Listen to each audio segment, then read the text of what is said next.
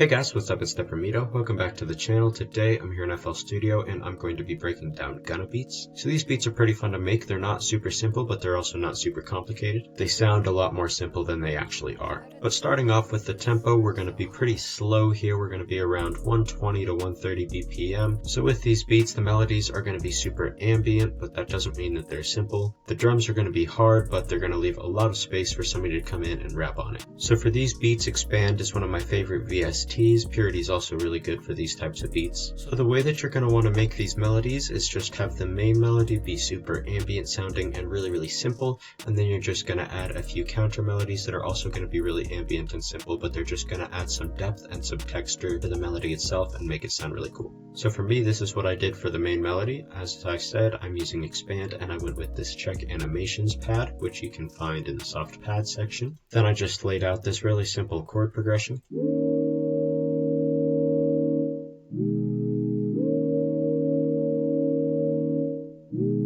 So next, let's talk about the counter melodies. You're just going to want to keep it really ambient and simple and just have quite a few different little layers of counter melodies and just keep them all really simple, but when they add together, it sounds pretty cool. So with your sound selection, you're going to want to make sure that whatever sound you do decide to use is a really soft and ambient sound. Also, some really good and popular choices for these types of sounds would be flutes, some guitars might work, some soft leads and other synth type stuff might work. Also, you could just use a different pad. And also, if you come into Expand, you can click here and go down to this ethnic section, and the stuff in here is also going to work pretty well. So for the first part of my counter melody, I decided to go with this shakuhachi instrument. It's kind of a flute sounding thing, and I made this pattern right here. You can see that it's got quite a bit of movement, but it's not super complicated. It sounds like this.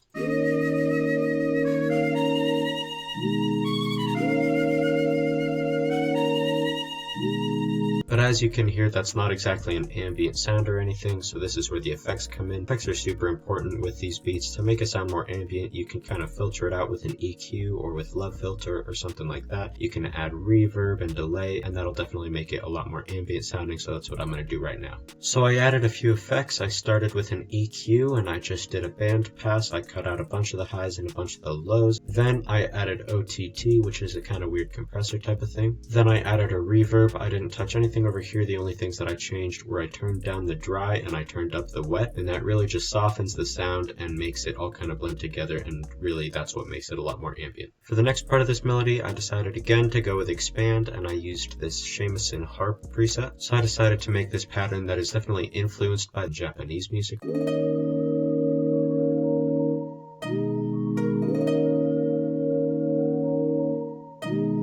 And again, I'm going to apply pretty similar effects that I did with the last instrument just to make it more ambient. And lastly, I decided to go with this kalimba. I knew I wanted something kind of plucky and short. This is the pattern that I made.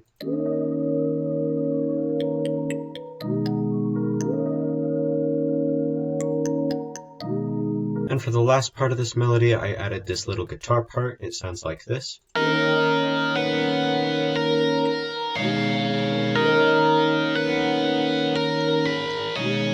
As you can hear, definitely not a soft sound, definitely not a sound that fits into this melody, but again, using some effects, it'll fit much nicer and sound much better. Now, after adding everything in and working with the effects, this is what the melody sounds like altogether.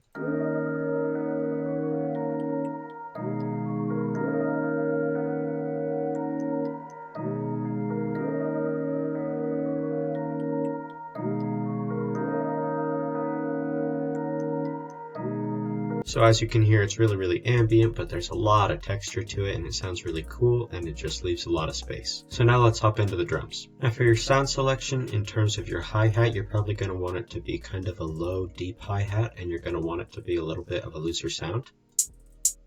Something like that's a good choice. Now, just like most beats, this is probably going to start off with a two-step hi-hat, although not necessarily. A lot of times they don't use them, but more often than not they do. So if you do decide to go with a two-step hi-hat pattern, you're probably just going to start with that and then add some rolls and some doubles and some gaps and stuff. But if you decide not to go with a two-step, you're probably going to want to do something kind of in this vein.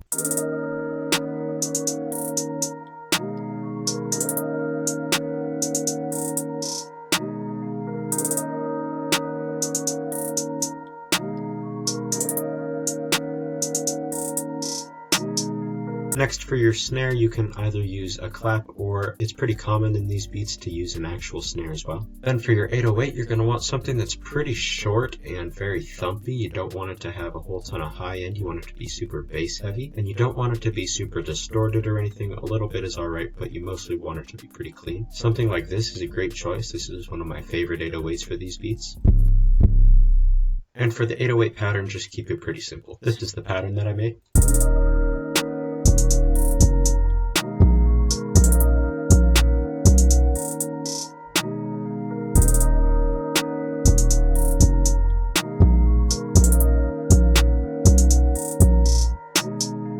Then these beats will sometimes have a rim. If it does, it's just going to be a pretty basic rim pattern, something like this.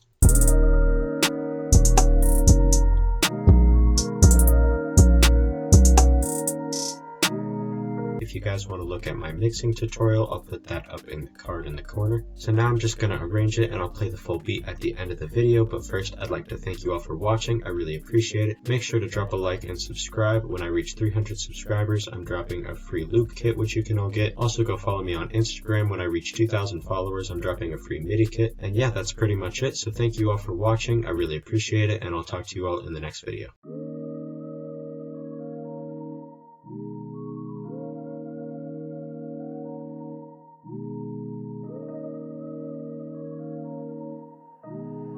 How did Deprimido make this slap so hard?